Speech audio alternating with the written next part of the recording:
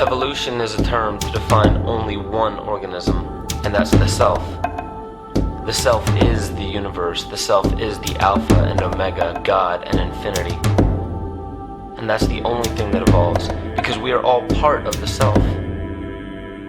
Nothing goes through an evolutionary process alone, or without direct benefit to the whole. So when you begin to think that there's this controlling elite, this controlling hand behind the curtains leading the planet to destruction, when you think the end is near, the apocalypse, Armageddon, and when you think we as a species are doomed, it is not they, it is you that brought this about. And for a very good reason. You are evolving. Stop blaming everybody and everything else. Quit panicking about global tyranny and natural disaster and pay attention. Because the world is telling you something. It's telling you exactly what is wrong with you and how to fix it.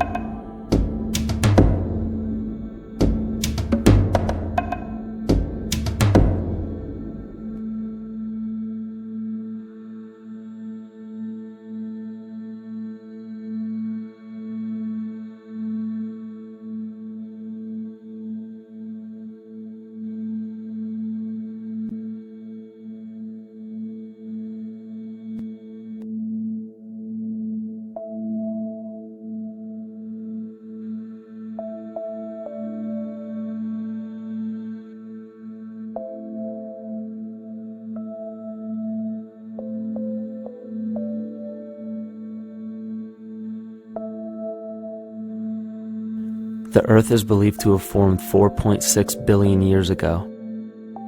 Within the first 150 million years, it began cooling and releasing gases from the lithosphere, which created the earliest forms of the Earth's atmosphere.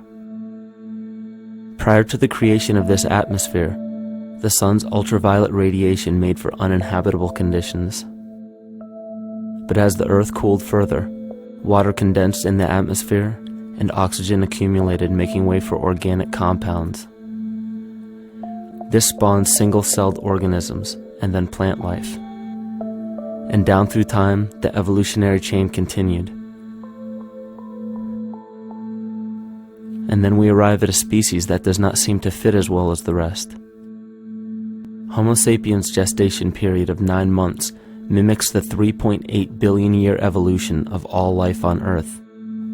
The human embryo repeats the evolution of all species. When the sperm and egg unite, this new creation is a single-celled organism. Within hours, this single cell divides and multiplies more rapidly than any other species. 4 weeks later, the embryo begins to develop gills mimicking aquatic life. A few weeks later, it develops lungs and a tail with reptilian appearance. From there, a mammal is recognizable, and then onto a primate form. It then sheds its laguna, which is the embryonic fur, and at last shows the characteristics of a human child. The human body is a community of approximately 50 trillion cells. Everything the body does, the cell does as well. Cells have respiratory and excretory systems. They feed, feel, think, and communicate with other cells. Trillions of cells make up a single organism called the human body, and billions of human bodies help make up the organism we call Earth.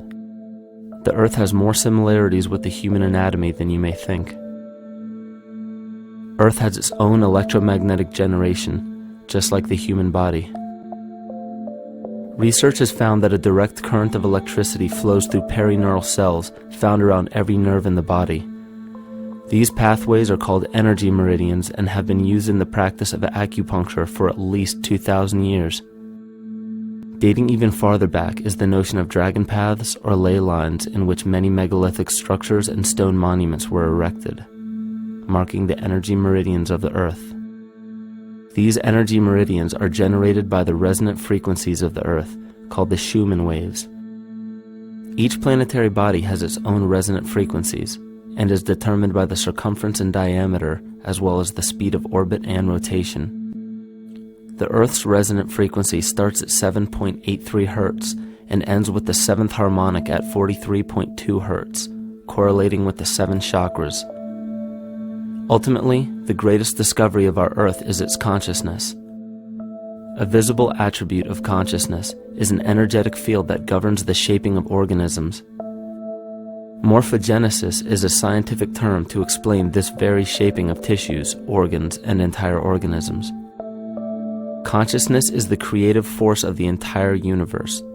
It has been given many names such as God, Yahweh, Krishna, nature, the field, and divinity. The entire universe is in fact a single living, conscious organism with complete awareness of itself.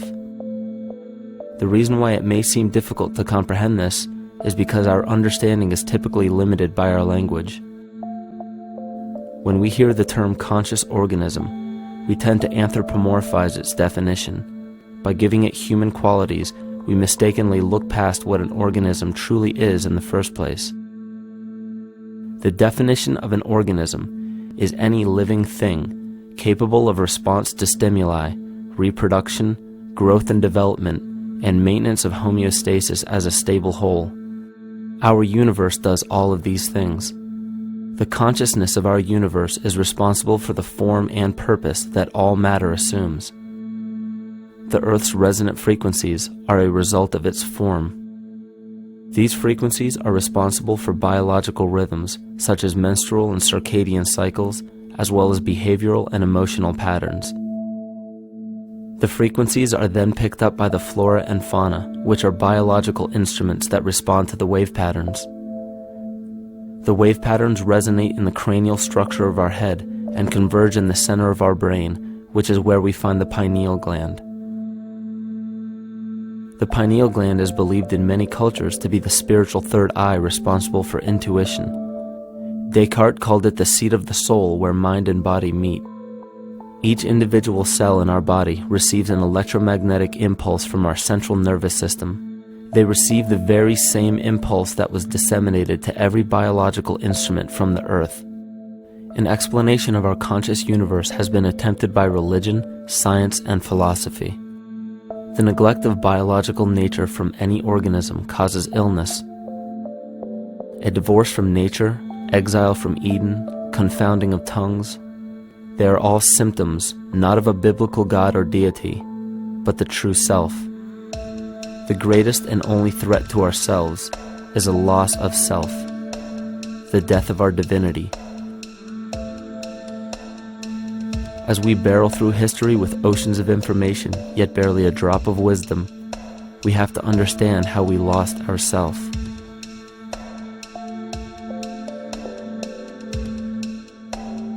In sacred texts and ancient scriptures left by our ancestors, we find an incredible link between stories of creation, a great flood, the war of the gods, the Messiah dying for the sins of man, end-time prophecies, and similar characters. These correlations show up in myths from cultures that supposedly had no contact with one another due to distance in geography and time. The common thread we find that connects all of mythology has its roots in the stars. One of the most revealing accounts is the battle of the gods in heaven and the ensuing flood. In the Bible, Lucifer rivaled the Lord and was defeated and cast down to earth. In the creation myth of the Enuma Elish, we find a similar story of Tiamat being defeated by Marduk and cast down to the abyss of Apsu. In chaos, Tiamat, the mother of them both, Apsu and Tiamat's waters were mingled together, meaning that the chaotic waters of Tiamat were somehow mixed with the sweet waters of Apsu. Apsu was the Sumero-Akkadian god of the abyss beneath the earth. Tiamat, also known as Lucifer, was known as a serpent or dragon and was defeated by Marduk. Marduk was the father of Nebo or Mercury, and Mercury is the same mythological character as the Zoroastrian Mithra, the Egyptian Hermes Anubis, and the Gnostic Hermes Christos. The most recent version of Mercury, however, is the Archangel Michael in the Bible, who defeated Lucifer and sent him to the abyss of the earth, or hell. This story is steeped in astrological significance in the Bible and in many other ancient scriptures. This leads to an event in history that is recorded by many researchers regarding the cosmic upheaval and historic deluge. William Commonus Beaumont states, "The flood immortalizes the collision of a fallen planet, later termed Satan, actually a cometary body with our Earth." Consider what this reveals. He postulates that a planet, later termed Satan, fell to the earth, creating the flood we see recorded in the Bible and other myths. Lucifer, or Tiamat, was a planet known to ancient cultures as the Glistening One, the dragon of chaotic salt waters. The light from the sun illuminated this planet's water, which gave it a glow that rivaled the sun's own light, which is where we hear about Lucifer rivaling the Lord. The Lord in this case being the sun, which sustains and gives warmth to the earth.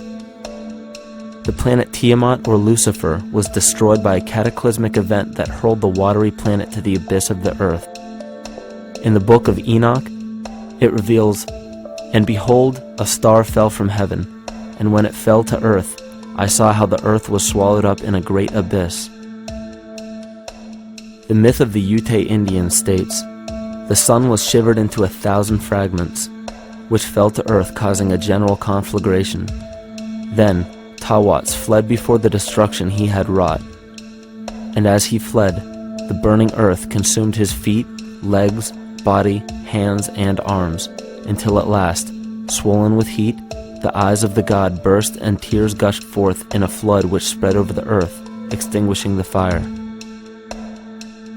This myth resembles the translation of the Enuma Elish by Stephanie Daly in her book Myth from Mesopotamia, which explains that Tiamat's eyes became the source of the Tigris and Euphrates rivers. As written in the book of Revelations, "And there was a war in heaven.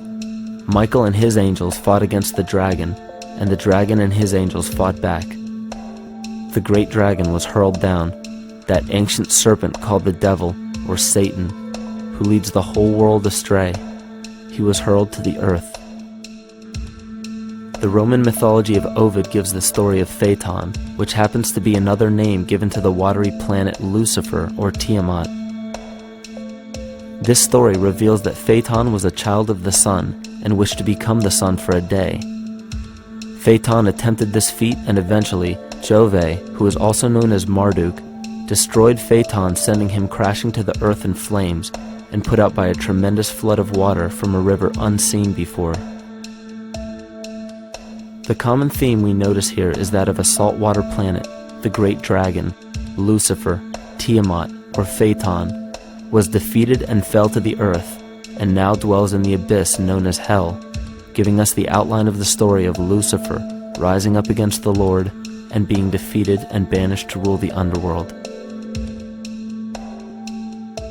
As we know, however, an outline is but a shell of a story.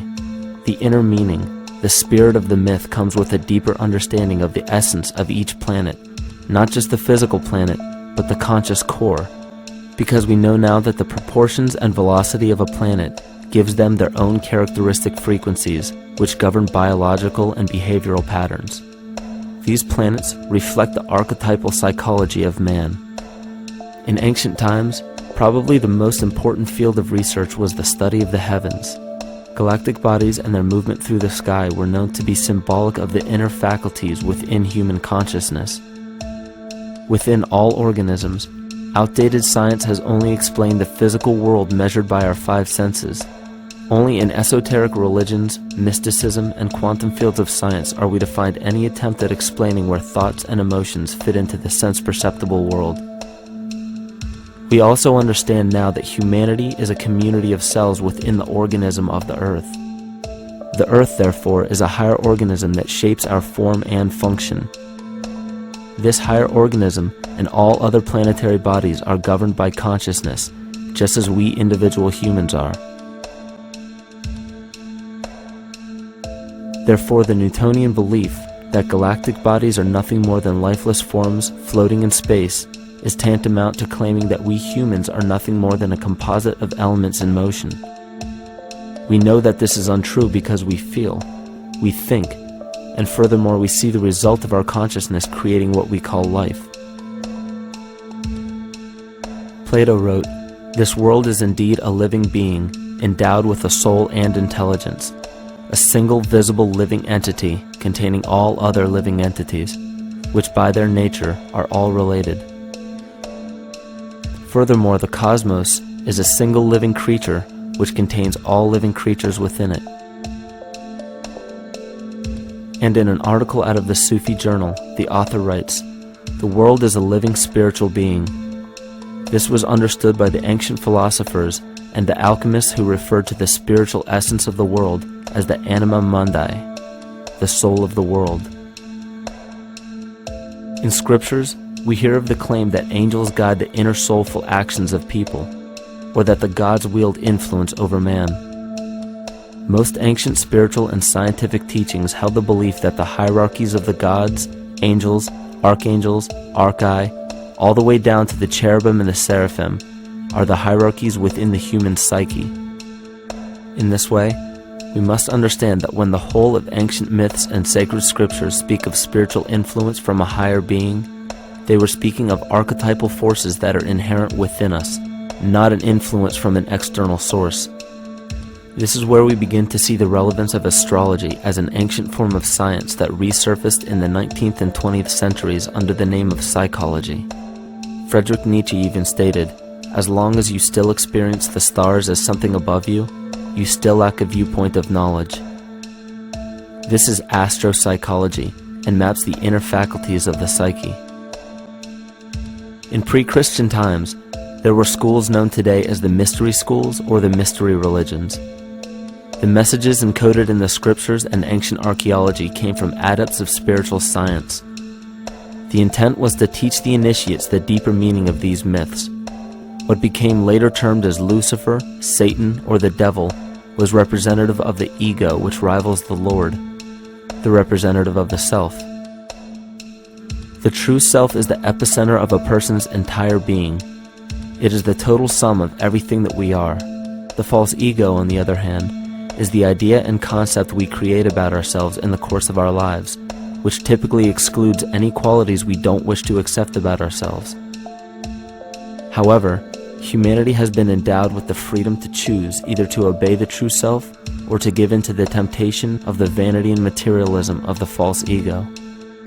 This is the most notable trait that separates man from animal: our freedom of choice, the choice to follow our concepts and ideals or our natural impulses, the choice to sustain nature or to destroy it.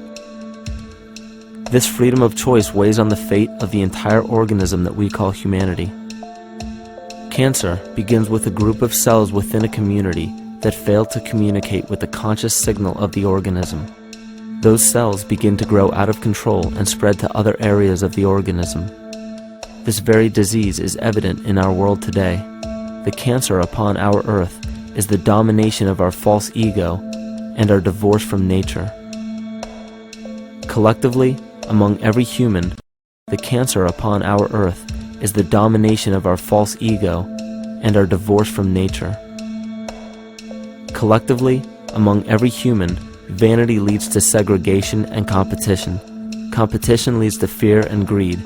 Greed leads to deceit and immorality. And immorality is the breeding ground for illness, waging war on our earth.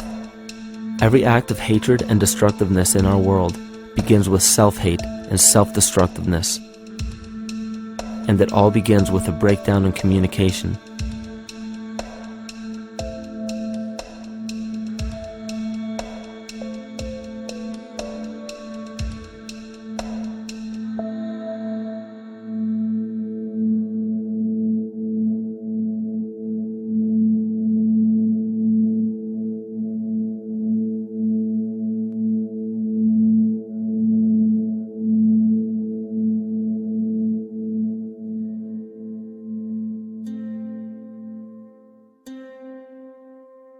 In nature, all that we perceive with our five senses is a result of two fundamental principles. Everything in existence is made of a relationship between vibration and matter. Vibration is a masculine creative force countered by matter, which is a feminine receptive force. Thus begins the principle of duality. We see this duality in ancient myths and philosophies, yet only those philosophies and scriptures that were perverted and raped of the original meaning gave the impression that one polarity was good while the other was evil. The original sages, adepts, and shamans taught that both are necessary, and one would not exist without the other. These two important principles come together to form all things in the universe. This is Kymatica. Even language, logos, the communication of any and all things in nature, depends upon this principle. Pete Peterson, in his works Cymatics, the Science of the Future, stated that nature shows examples of Kymatica in everything. This phenomena is found to be one of the prime forces that moves biological evolution along its path. Dan Winter reproduced an experiment to prove that the ancient languages of Hebrew and Sanskrit, when spoken, create a vibratory frequency that moved matter into sacred geometrical patterns. Upon further investigation, Hebrew, Sanskrit, Aramaic, Arabic, and other elder dialects have older roots in a parent language of Gaelic and quite possibly an even earlier origin. In Swami Murugesu's The Science of Mantra, he claimed that when a person chanted specific words in Sanskrit while filming a burning candle, the intensity as well as the color of the flame would change due to the frequency that the word would emit. This same science has been shown to lower and raise blood pressure. And in his own words, certain sounds can affect their circulation and nervous system. Whatever change such vibrations cause extends to the mind of a person and also to the surrounding atmosphere, causing warmth or coolness. All this can be known by study and shown by practice. This rediscovered knowledge of the science of sound shows that sound is something more than mere vibratory signals. Not only does sound interact with life, but it sustains and develops it. It acts as a conduit of conscious intent between people, societies, and entire civilizations. Yet the psychic illness we endure due to the domination of our false ego is reflected in the collective. Our psychological schism has shut us off from communicating correctly with our inner self, which is exactly how cancer cells within the body operate. In the collective, we have created a language barrier between humanity and the rest of nature, acting as a global cancer. Recorded in history, the efficacy of the ancient languages has been severely uprooted. The alphanumeric translation from Hebrew to English shows a complete reversal of the two languages, giving the cymatic effect unnatural results. Dr. Leonard Horowitz stated in his work on DNA, 1/3 of the sensory motor cortex of the brain is devoted to the tongue, oral cavity, the lips, and speech. In other words, oral frequency emissions spoken or sung exert powerful control over life, vibrating genes that influence total well-being and even evolution of the species. A degradation of language in this case is shown to affect biology. If something as basic and important as language can be degraded and devalued to such a degree, yet never questioned, what else might we be missing? Think of an aspect of your life that dictates the limits of your freedom. Government and law enforcement, insurance and pharmaceutical companies, taxes, building permits, driver's licenses, and more. There are hundreds if not thousands of stipulations, regulations, and boundaries on our freedom. And out of the ones that were just mentioned, how many have you researched to find out whether they apply to you or not? Let's look at the forms of law that we currently acquiesce to.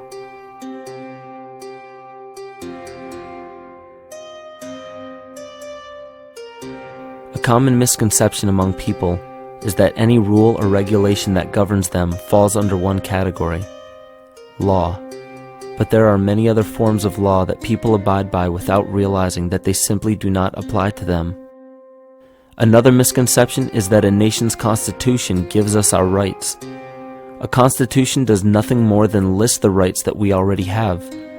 We are born with inalienable rights, endowed to us by our Creator. They are not given to us, and they cannot be given away.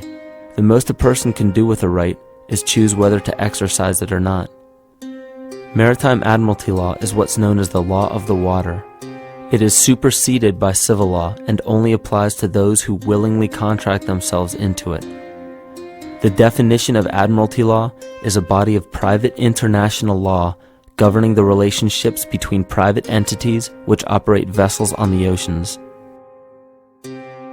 Let's look at how and why a form of law that is fashioned to govern corporations, businesses, and vessels has imposed its rule over natural human beings. This is all done through a form of word magic. A simple perversion of language has made it possible to convince people around the world that these alternative laws apply to them. One of the predominant beliefs in modern culture is that licenses, permits, registrations, and other forms of documentation are required to operate motor vehicles, use public roads, build structures and establishments, engage in free enterprise, and much more. Sadly, these beliefs are based on little to no investigation whatsoever, and are false. This belief structure is perpetuated by maritime admiralty law. This form of law was originally created to govern ships docking in foreign nations for the import or export of products and resources. It deals with banking and merchant affairs, not civil affairs. When a product is taken off of a ship and brought into a foreign land, that nation takes custody of the resource and accounts for it with a certificate. That certificate marks the birth date of that product in the custody of the respective nation. Think of why it is supposedly required to have a certificate of live birth in the first place. The Barron's Dictionary of Banking Terms defines a certificate as a paper establishing an ownership claim. So right there, we notice that everyone with a birth certificate is defined as being owned. People are used as collateral with other nations because the U.S. is bankrupt. The United States declared bankruptcy on March 9th of 1933. At this point, the U.S. began taking out loans from a private, non-government affiliated corporation called the Federal Reserve. With no money to pay back the loans, the United States began using the citizens as collateral. All birth and marriage certificates are literally warehouse receipts. Just look at the similarities of warehouse receipts and birth certificates. Both document the date of issue, a serial number, registration number or receipt number, a description of the product, and an authorized informant to notify the appropriate government agency. With all of this information being readily available, the majority of people are unaware of their involvement with maritime admiralty law. This is possible through the manipulation of language. This admiralty law changed the meaning of the word person from a natural living person to a corporation. Driver's licenses, vehicle registrations, auto insurance forms, building permits, gun permits, work permits, tax filing documents, birth and death certificates, traffic citations, and many other forms of documentation that were once believed to be absolutely necessary only applied to persons or corporations. Upon signing such a legal document, you are indirectly waiving your rights under the Constitution and lowering your status to that of a corporation that is created with the same exact name as you. The only way to reconcile your true name from the name of the corporation is to take notice that the corporation has its name in all capital letters. This is known as capitis diminutia maxima. You may take notice that your driver's license, birth certificate, social security card, insurance cards, and more use all capital letters to legally represent the corporation with your name, not you. The corporation is known as an artificial person, whereas you, the human being, are known as a natural person. This deception goes even deeper when it comes to the courts that we attend. When showing up to court, you will notice that there are seats for witnesses behind a wooden fence or barrier. The defendant must cross through the entrance to the other side of the barrier where the plaintiff and judge sit. This act symbolizes the boarding of a ship. At this time, business can be conducted in maritime admiralty law. The judge, acting as captain or banker, is responsible for settling the balance between the two sides. This is why there is always a monetary value involved in any court case. The captain is simply dealing with banking and merchant disputes. Once the balance is paid, the case is closed.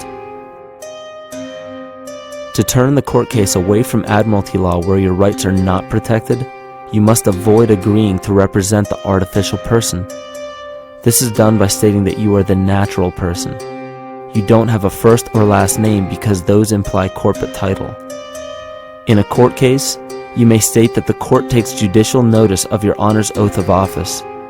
Every judge must take an oath of office to practice law, yet you must make it clear to the court and the jury that the judge is acting as judge and not banker. Remember that you are a natural human being of the earth. You are not governed by anything but your own consciousness. Laws are created within a society. The society that created the laws we see being enforced today is called the Law Society. Yet the most beautiful part of this entire deception is the fact that we are not part of the Law Society, so their laws do not apply to us. Judges, lawyers, and law enforcement officers, they're all part of a society. Within that society, they've created their own language that's deceptively similar to English. They have these little things called statutes, acts, and regulations that seem like laws, but they really only apply to those within their society.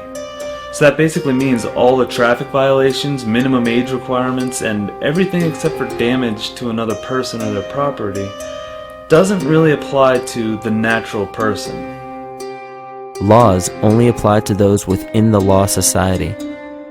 The game being played is an illusion. You can simply choose to open your eyes and reclaim the freedom that you were born with, bound by nothing but the limits of your imagination. These are just a few examples of assuring that your rights are being protected. By far, the most important line of defense against this deception is to be aware of the perversion of language, and be absolutely aware of how you form your beliefs and concepts.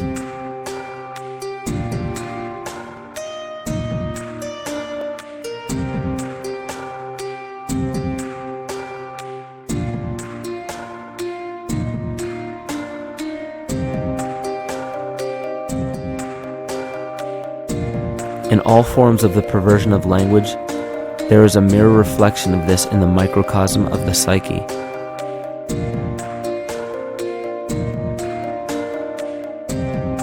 And the problem I see with humanity today is we don't truly know ourselves anymore. We have the 9-to-5 job, we have the house, the children, the bills, the television, the hobbies, and the errands that we run every single day, and we eventually begin to believe that this is who we are. But who are we beneath the job title, beneath the status of mother or father, theist or atheist, Republican or Democrat, black or white, man or woman? Who are we? Who are we deep down inside? We don't know, because every time we hear an answer that we don't want to accept about ourselves, we deny it. We'll pass it off and project it onto somebody else and judge them for it. This is repression. And we see what repression can do to us on an individual level, but what about on a collective level of humanity? What happens when the whole world refuses to see what they truly are on the inside?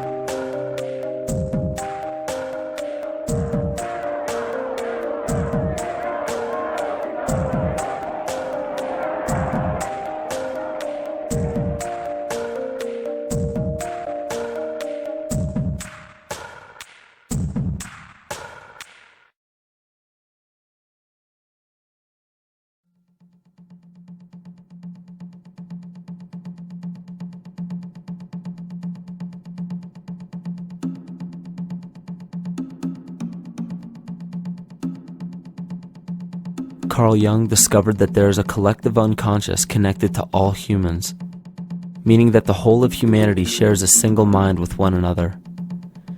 This is evident in the world through accounts of shared mythology and symbols, the study of morphic fields, and with the science of kinesiology. This collectivity is a global example of the unconscious mind of the human body, in which trillions of cells share a similar signal. This parasite, called our false ego, requires a continuous flow of sustenance to survive. Food, fuel, and any other form of sustenance is energy. Human consciousness is an electromagnetic field of energy. When this potential energy is utilized, it then releases kinetic energy, which is used to perpetuate the false ego. This scenario occurs in the smallest parasitic organisms, all the way to a collective organism called humanity. A parasite will release chemicals that cause the host to crave the sustenance that the parasite needs to survive. As long as the host is unaware, it will keep feeding the parasite and starving itself. In a similar way, Wilhelm Reich stated that whole societies suffer from a psychosis caused by starving our organic biological impulses. He states that sexual suppression supports the power of the church, which has sunk very deep roots into the exploited masses by means of sexual anxiety and guilt. It engenders timidity towards authority and binds children to their parents. This results in adult subservience to state authority and to capitalistic exploitation. It paralyzes the intellectual critical powers of the oppressed masses because it consumes the greater part of biological energy. Finally, it paralyzes the resolute development of creative forces and renders impossible the achievement of all aspirations for human freedom. In this way, the prevailing economic system, in which single individuals can easily rule entire masses, becomes rooted in the psychic structures of the oppressed themselves. What Reich was showing in this powerful quote is that on a collective level, the suppression of a natural function, whether biological, spiritual, or emotional, will result in an abnormal reaction, a psychic disease. This illness or disease is reflected into the masses through a collective unconscious and acts as an epidemic. Humanity is plagued with an incapacity for freedom, meaning that people en masse lack the ability to govern themselves on a psychic level, and this manifests in the macrocosm as government and organized religious powers, thus opening the throne, our national and individual throne, to anyone and anything.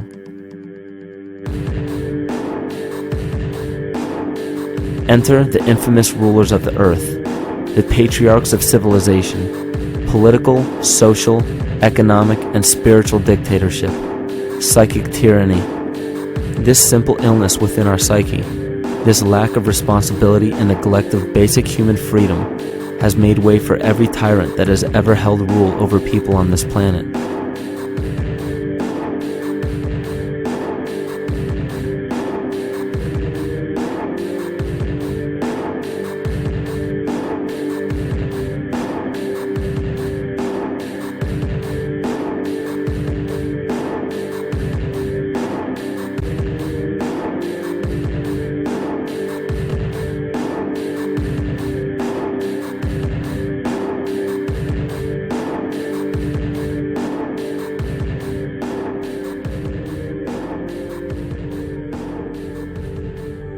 But these oppressive tyrants that are demonized by the masses are no different than us.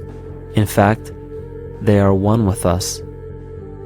In the book The Prophet by Khalil Gibran, he poetically states, "I say, as the holy and the righteous cannot rise beyond the highest which is in each of you, so the wicked and the weak cannot fall lower than the lowest which is in you also." Every one of us has the capability to commit the most horrifying sin or show the most beautiful compassion to our fellow man. This is the very definition of an illness within the psyche and soul of man.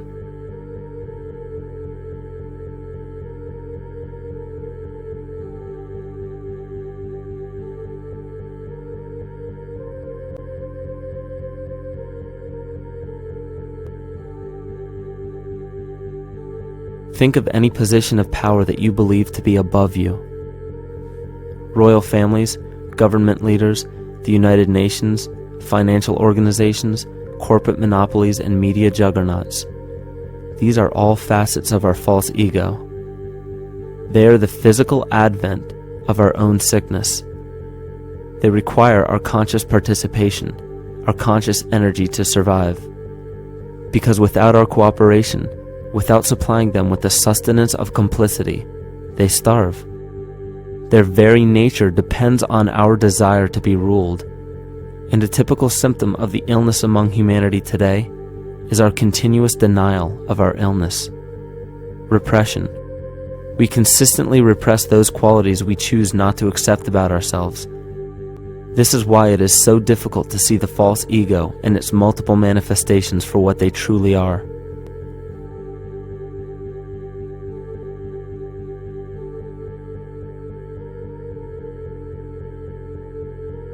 This is the very nature of the false ego. It acts as a red herring to distract us from the freedom we truly have. For this psychic parasite to survive, it must supply us with a chemical that will cause us to remain dependent upon it. In this case, the sustenance is our conscious energy. And in order for us to feed it to the parasite, the chemical of fear causes humanity to crave protection and defense.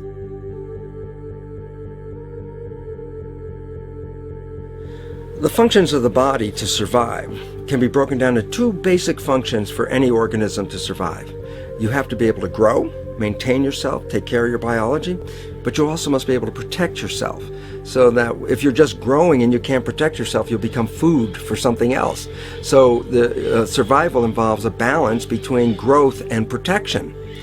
Through the history of human civilization and through human evolution, we recognize that our nature is to be in a state of growth, and that our protection is only supposed to be used to, help us out of that threatening moment. You can't be in growth and in protection at the same time. So the significance is, when we see a need of protection, the stress hormones in the body shut off the blood vessels in our viscera or gut, which is the part of the body for growth. Well, the issue is, if you took the blood from the viscera and moved it out to the arms, then you left no blood in the viscera. That means no growth. But you're ready to fight. And when your fighting is finished, then the blood returns back to the viscera and you grow again. But in the world that we live in today, it's 24/7 fear.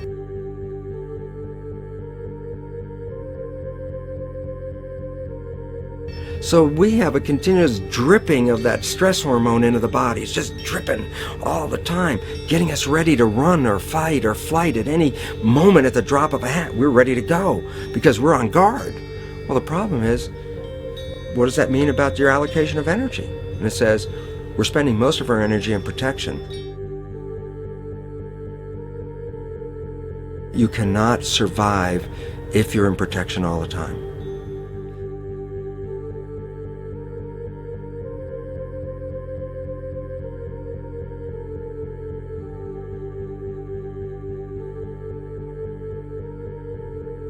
And if the parasite can control the nature of the fear, it can then create a fear among us that only it can defend us against.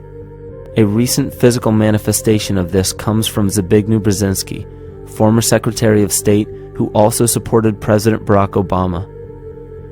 In his book, The Grand Chessboard, he states, as America becomes an increasingly multicultural society, it may find it more difficult to fashion a consensus of foreign policy issues, except in the circumstance of a truly massive and widely perceived direct external threat.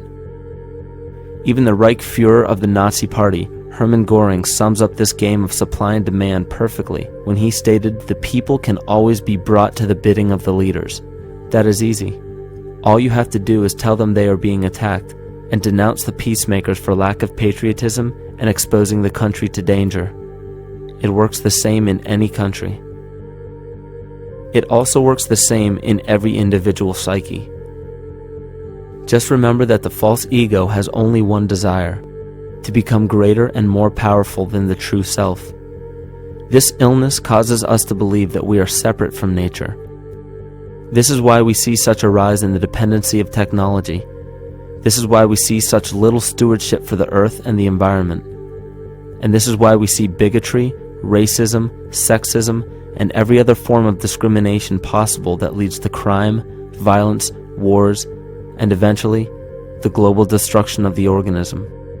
This endless state of fear, confusion, and segregation our world seems to live in is a symptom of the false ego creating a false threat.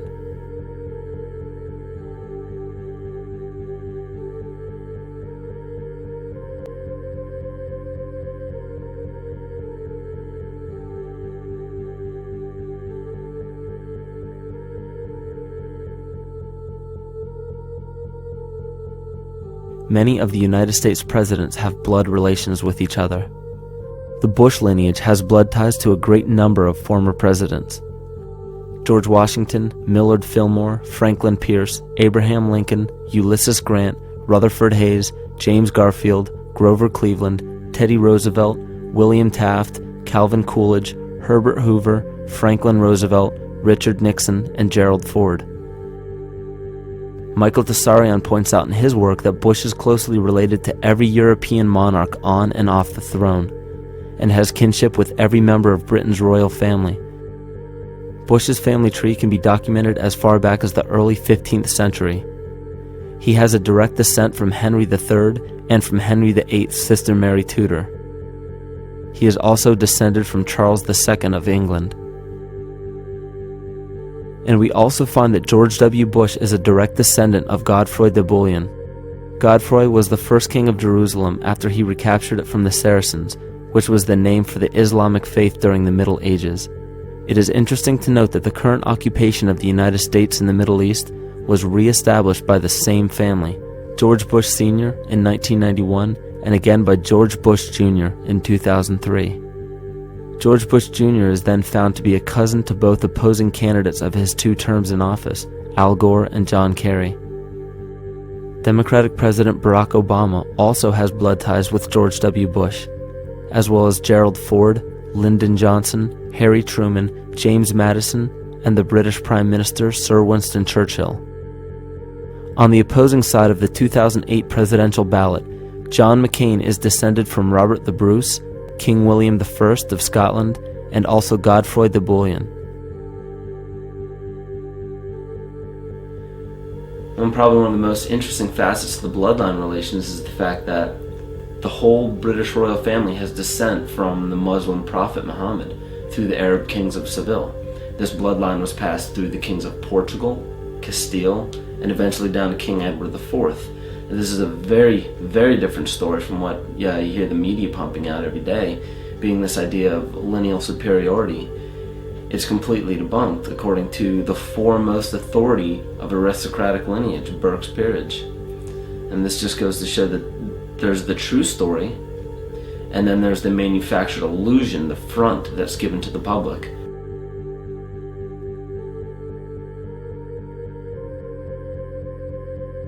These blood ties go on and are documented thoroughly through literature such as Burke's Peerage and other comparable books.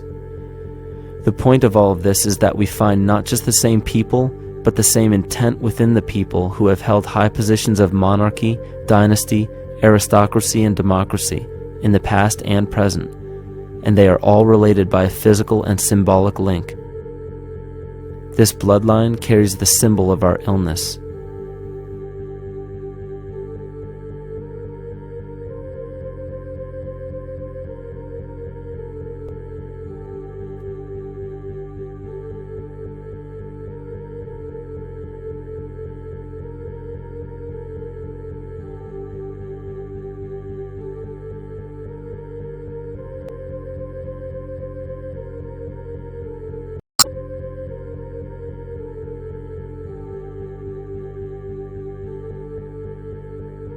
The symptoms of our psycho-spiritual illness are the wars, terrorist attacks, artificial or man-made disasters, and leader figures.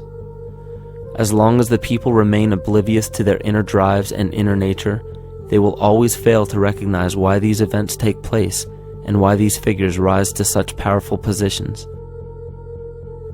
The reason why we have failed for thousands of years to conquer these archetypal rulers permanently is because for thousands of years we have been fighting the symptoms of an illness and not the root cause. For every corrupt government that falls at the hands of a revolutionary, oppressed people, 2 more will rise in its place every time, because the root cause of a corrupt government does not exist in the individual leading that government. It exists within the psyche of every individual, because an unaware host to a deadly parasite will do anything to avoid accepting his own incapacity for freedom.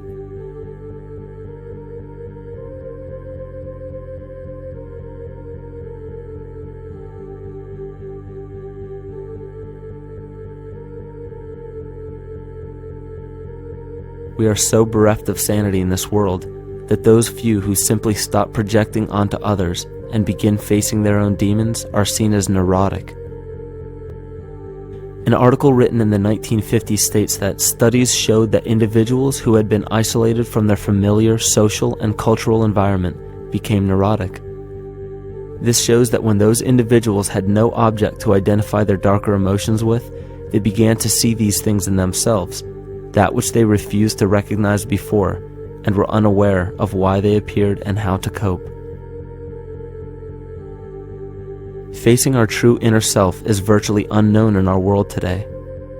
This is why no matter how many civilizations rise and fall, it is our collective consciousness that creates our governing apparatus, not individual people.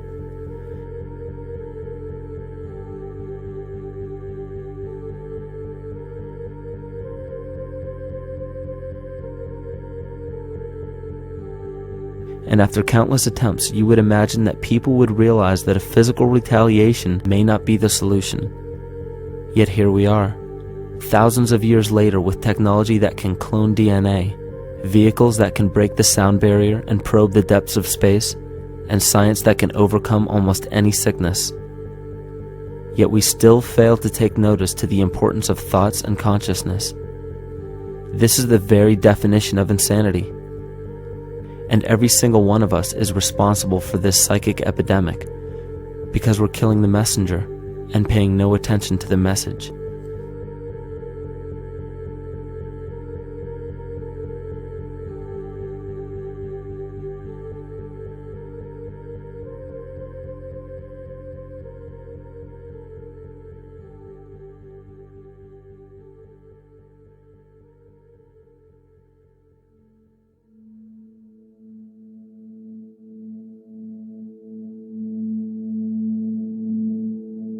During the 1990s, 3 Nobel laureates in medicine advanced research that revealed the primary function of DNA lies not in protein synthesis as widely believed for the past century, but in electromagnetic energy reception and transmission. Less than 3% of DNA's function involves protein manufacture.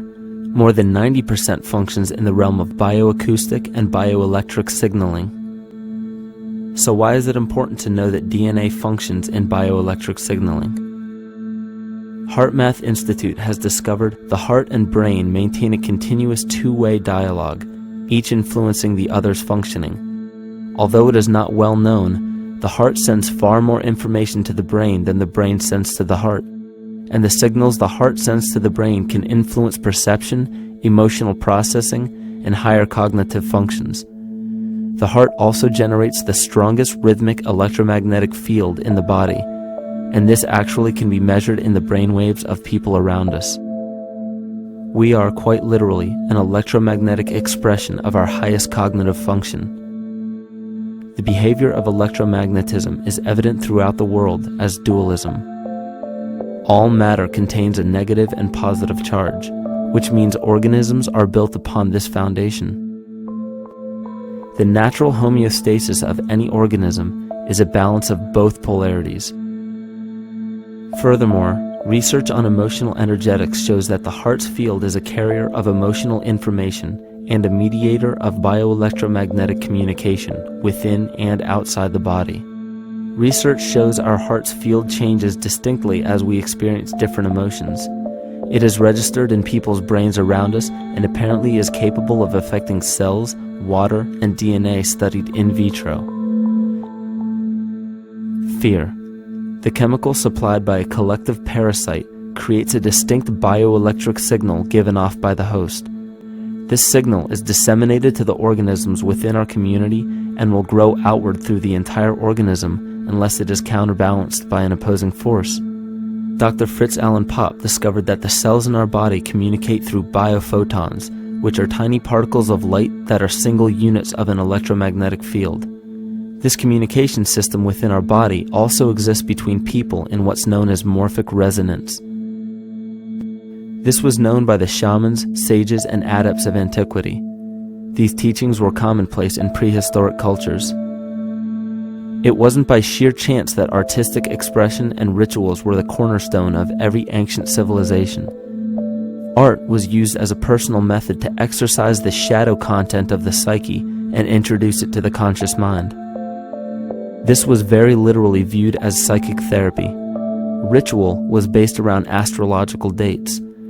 As we've learned, the study of the stars and planets reflect our own astropsychology.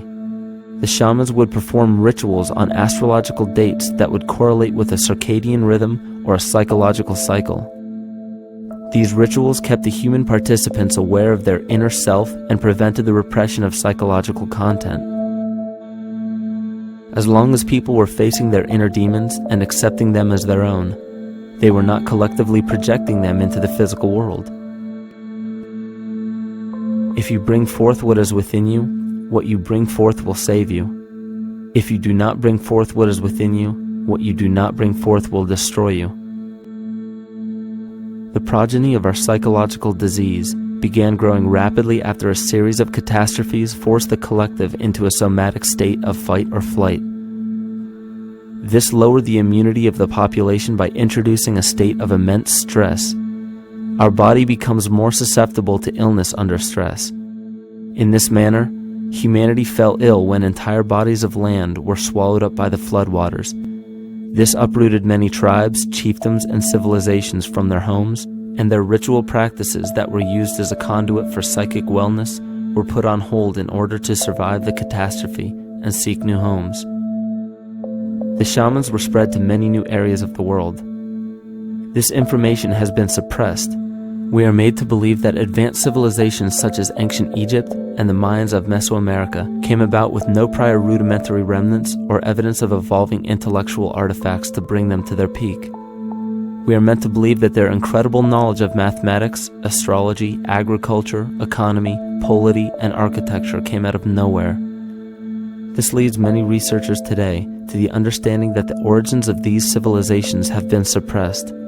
Not surprisingly, the force that has guided the suppression of this knowledge comes from the exact bloodline of the political and religious leaders stated previously. These are some of the notable book burnings and suppression of important texts in our history.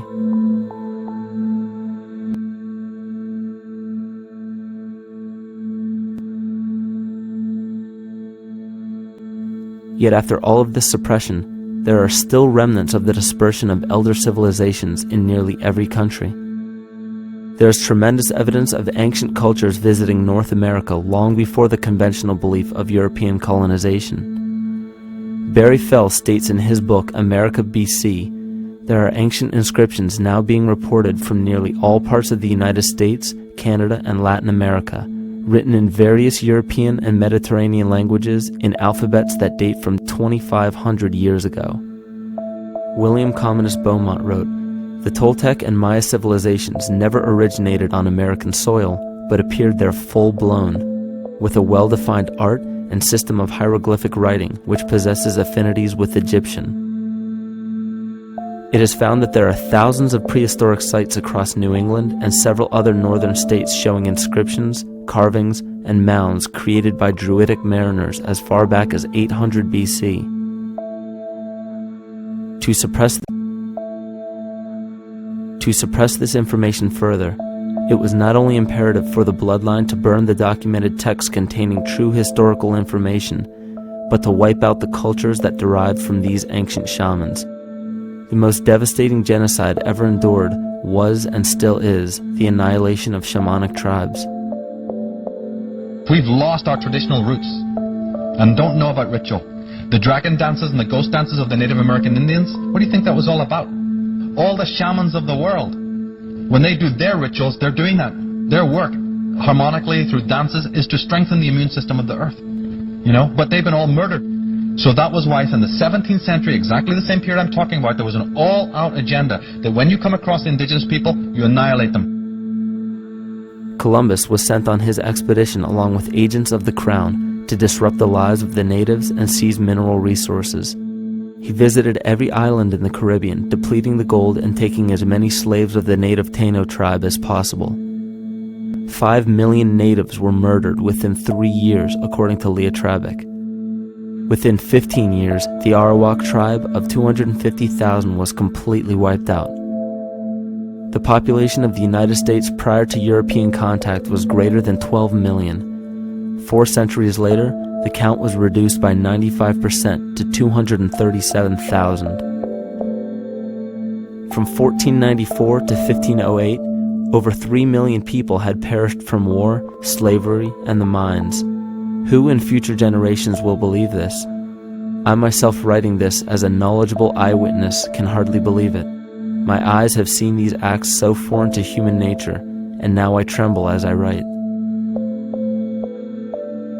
Another agent of the false ego bloodline was Hernando Cortez, who decimated the Aztec tribe and plundered their mineral resources.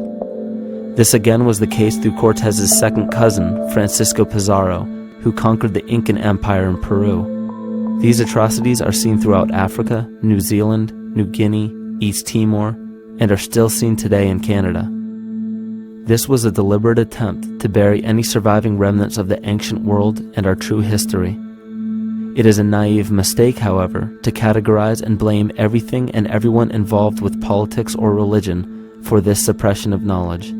It is only natural for people to crave spiritual understanding when there are so many manufactured missing links and perversions in the spiritual text today. And due to this void of spiritual wisdom, honest and moral people who are simply trying to understand their place in this world become the prime consumer market for those who wish to exploit this vulnerability.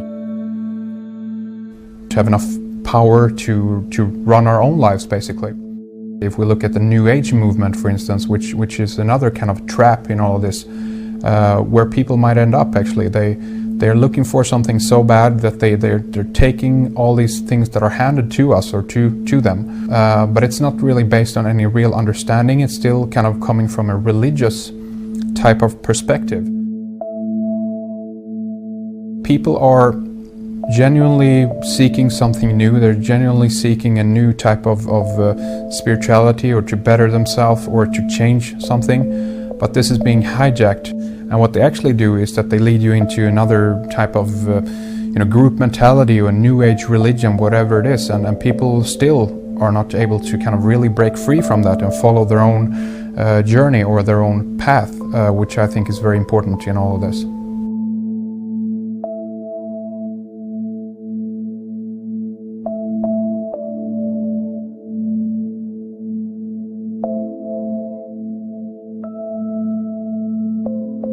In the pre-Christian era, there were several cults of incredible power, most notably the stellar, solar, Saturnian, lunar, and mushroom cults.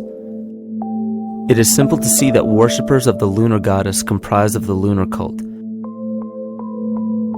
The worship of sun gods were indicative of the solar cults.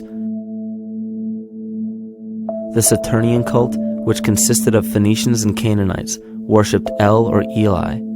The biblical exodus of the Hebrews from Egypt showed that they entered Canaan and merged the lunar cult of Isis, the solar cult of Ra, and the Saturnian cult of El to form Isis, Ra, El. Israel. The old Israelitish cult and mythology, the Yahweh worship, the patriarchal legends, the sojourn in Egypt, and so on, are rooted in the religion of the sacred fungus, developed from the underlying fertility philosophy of the ancient Near East. The Jewish mitre, Muslim turbans, and military berets are derivations of the symbol of the mushroom cult. One of the first and most prominent, however, was the stellar cult, and a number of these ancient cults were created for shamanic purposes and earthly stewardship, yet some were taken over with different intentions. Just as you would imagine in any establishment of power, smaller cults formed within the main cults to worship individual deities. The cult of Mithras and the cult of Dionysus are 2 examples. You still today can see the Mithraic or Phrygian cap on the symbol of the seated Liberty Dollar, the coat of arms of many countries, the reverse side of the flag of Paraguay, the seal of the United States Senate, and even involved in the solar cult holiday that we now call Christmas. In the cult of Dionysus, many festivals were celebrated, such as the Greater Dionysia, celebrated in Athens around the spring equinox. The foremost event in this festival was the Thymelic contest, in which poets, musicians, and entertainers performed in an open-air theater. Musicians did not have to pay taxes, and members of the Artists Guild did not have to participate in military affairs. The cult of Dionysus is still alive to this day as the entertainment industry.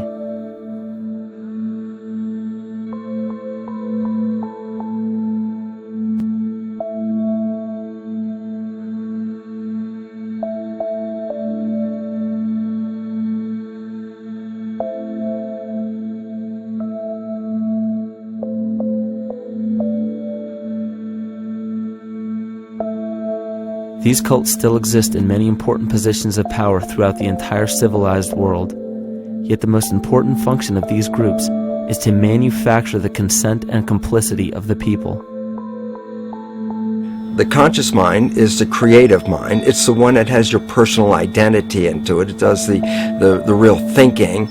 And then there's a subconscious mind. Well, there's no entity in it. The subconscious mind is equivalent of a tape player. It records behaviors, and then at the push of a button plays a behavior. It's automatic. It's a very convenient thing because then we don't have to relearn all the time. Once you know it, you can make a pattern. The problem is that the basic patterns of belief and behavior that are programmed in the subconscious mind came from our teachers, primarily our parents, our family, and our community.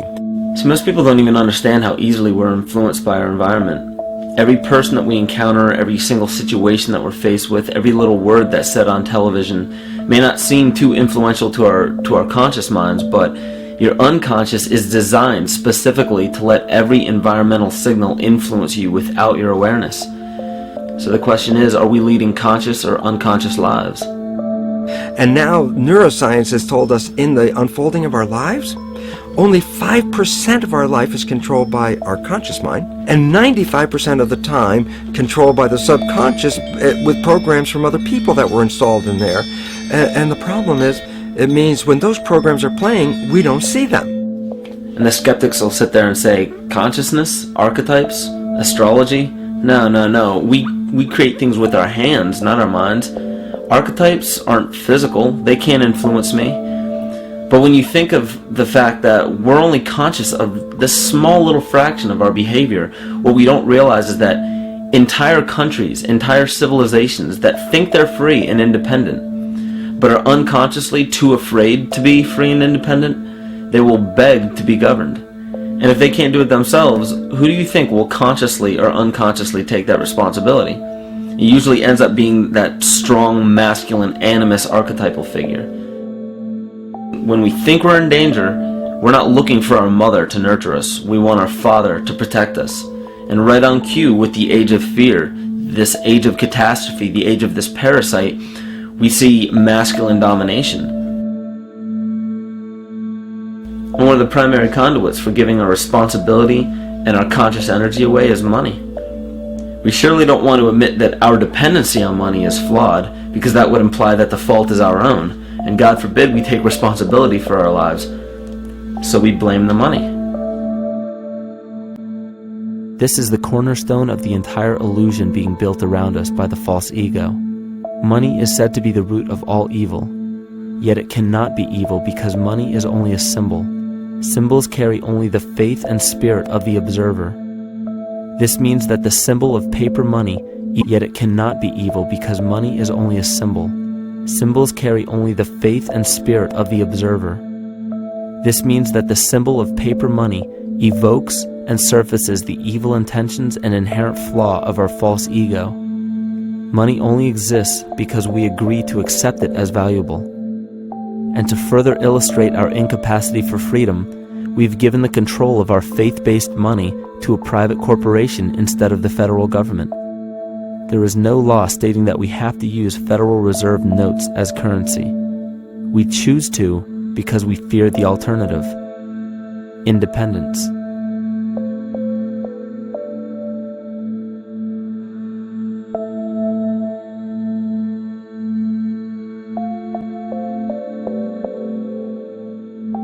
But it's not even really about money, it's about energy, because money is simply this material thing that allows billions of people to crave just one thing and put their energy into the same thing. It's not the plasma TV or the house or the lifestyle or the job or the significant other or the status that we're really after, because we know that we're empty. These people feel sadness and loneliness and void just like anybody else, and they either want to fill that void with materialism because they think that that'll make them feel better, or they want to sedate the void feeling with material possessions. So it all comes back to this feeling of having to put our dependency into an external source, something that we have absolutely no control over. What we're seeing right now is with all the competition of each other destroying each other, wars, competing for material existence, raping the planet and tearing it apart to get some pieces of it to hold in your hands and say you won the game. Every one of those moves is destructive not just of the planet but of human civilization, because human civilization will thrive with cooperation and will die with competition. And if you operate from these truths, then you end up with the extinction that lies before us. You see, we all have demons, so to speak. We all have inner demons in our lives, but we expect to see devilish monsters or dark apparitions when you think of a demon, kind of like what you'd see in the cinema. But our demons are really the people in our everyday lives, the people that we argue with, the people that we envy or hate, the ones we physically or emotionally harm in some way, shape, or form. And it's not because we envy or hate qualities in these specific people as much as we hate the fact that they remind us of ourselves. They reflect qualities about ourselves that we wish we had more of, or that we wish we didn't have at all. So what do? We alleviate that pain not by fixing or fighting our own demons, but by harming the people that remind us of our demons, by harming the people that remind us of the things that we don't like about ourselves. And when we become frustrated that we're not in control of our emotions because we don't really know what's affecting our emotions, we take it out on others. We take it out on absolutely anything else that can show us or act as a catalyst for our hatred. And so we do the same thing to animals. Animals are perfect because they can't defend themselves. It's a perfect catalyst for our inner aggression, our confusion, our hatred. Just take it out on something absolutely helpless. Just imagine how unconscious a person has to be of his or her actions to torture or mutilate or brutalize any living thing.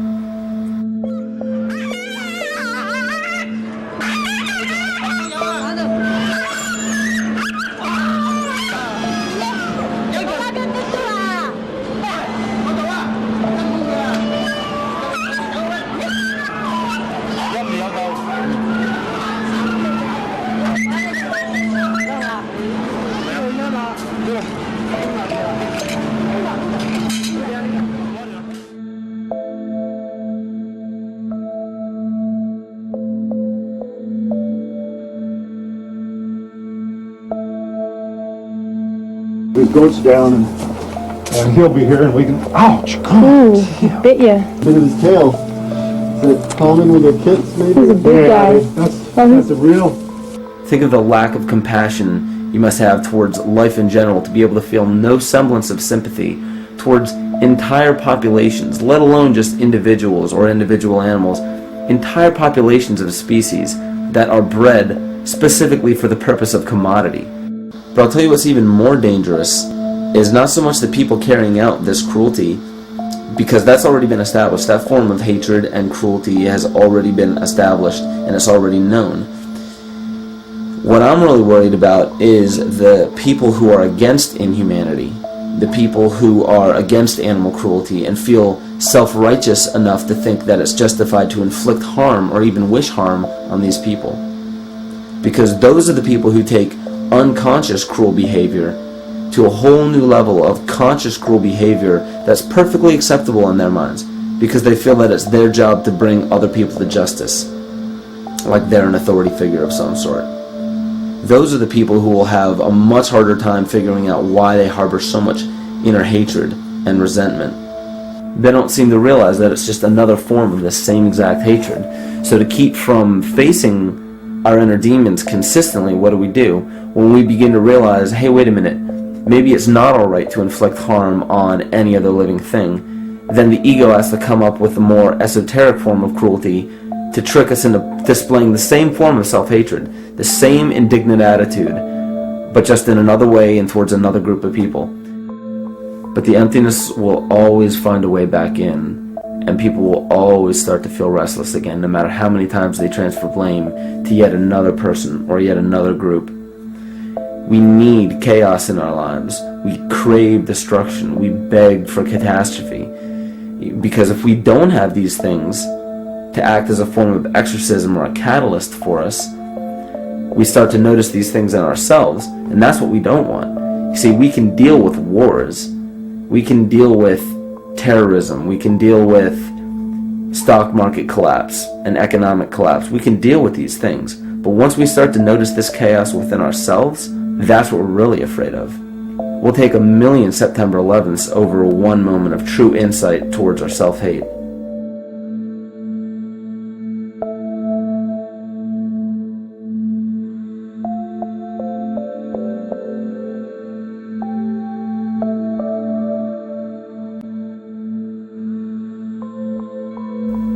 And you know, the most interesting part of all of this is we encounter things every day, every single day, that we either accept with open arms or that we reject violently. The interesting part is not really what we're accepting or rejecting as much as what it is inside us that makes us feel compelled to a certain thing or repelled from a certain thing. There's this fundamental dual behavior of muscular strength or weakness, attraction or repulsion. And what's interesting about this is when you realize that consciousness, awareness, that intangible essence that animates all matter into what we see around us as life, that is where you will find the origin of this dual behavior. It's been explained as the inhalation and exhalation of Brahma, the contraction and the expansion of Ahriman and Lucifer in an anthroposophical setting, the active and the passive qualities in electricity, the masculine and feminine qualities, yin and yang, existence and nothingness. These are all ways to explain the same behavioral process that begins with awareness, it begins with consciousness. And if you get rid of all the images and concepts in our minds of these sayings in your head and just try to feel the difference between the two polarities, you'll begin to notice that all of the different scenarios and possibilities that are playing out in the world all spawn from this common origin. You'll have 1,000,000 people telling you why the Bible is supposedly the Word of God and that you should follow it word for word. And then you'll have another 1,000,000 claiming that it's a form of mind control and not to believe any of it. Everybody will tell you to beware of this or watch out for that. This is good information, this is bad information. And I just have to wonder, what makes anyone an authority figure enough to say that something is true or false? And why are you denying or accepting anything based on the suggestion of another person? Why aren't you making that decision for yourself? Information is information. There's no such thing as good or bad information. It's all what you do with it. I say let everything be your Bible. Give every piece of information, every person, every event or scenario or situation an honest and open mind. Because then it's your responsibility to respond to it in the way that you choose. Not following the herd, not following convention, it's your responsibility. And that's the point when, no matter how many people tell you you're wrong or right, you're not dependent upon their approval. If we at least question our own actions, question our own thought process, and make a conscious decision to what we feel is right every single day, that's what I believe to be divinity. That's true shamanism. And that, to me, is what it really feels like to be alive.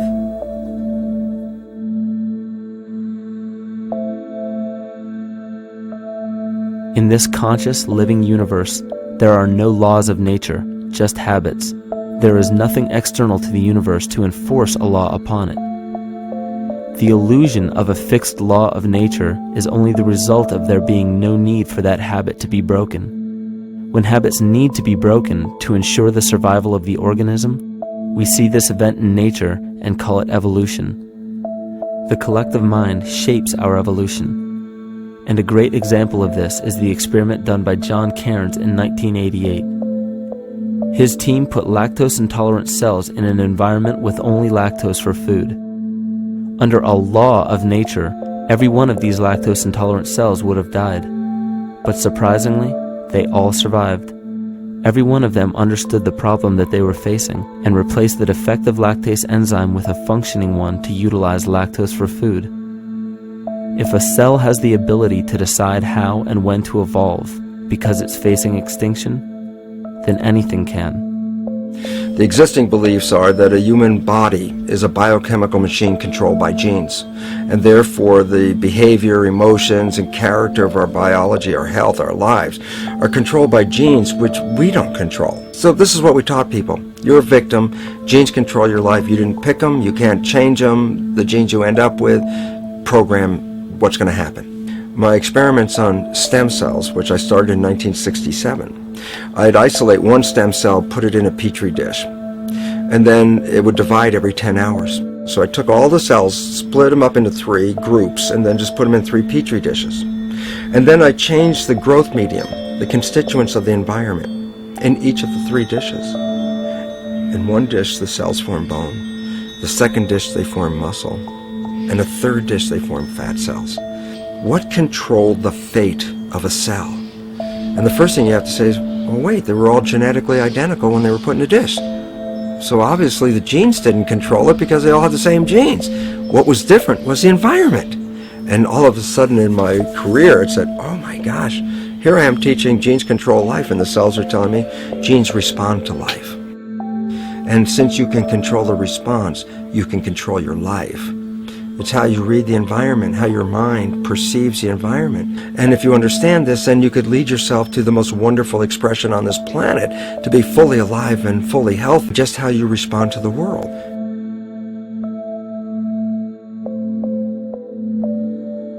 In the face of financial collapse across the world, political and religious wars raging tirelessly, and an ever-growing feeling of being lost and void of meaning, there is a great amount of energy being pushed to the surface of the collective mind.